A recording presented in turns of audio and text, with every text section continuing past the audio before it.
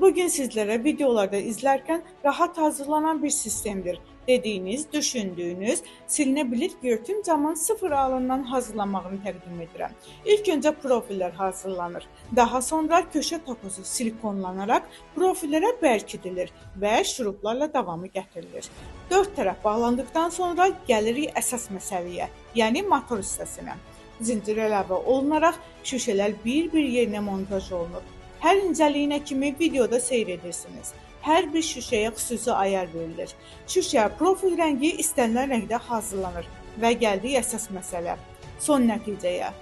Pult vasitəsi ilə rahat idarə edə biləcəyiniz restoran, kafe, bağ evləri və buna bənzər istənilən obyektlərinizdə istifadə edə biləcəyiniz komfortlu bir sistemlə qarşınızdayam. Hər birinizi bu layihələrdən, bu sistemlərdən yararlanmağa dəvət edirəm.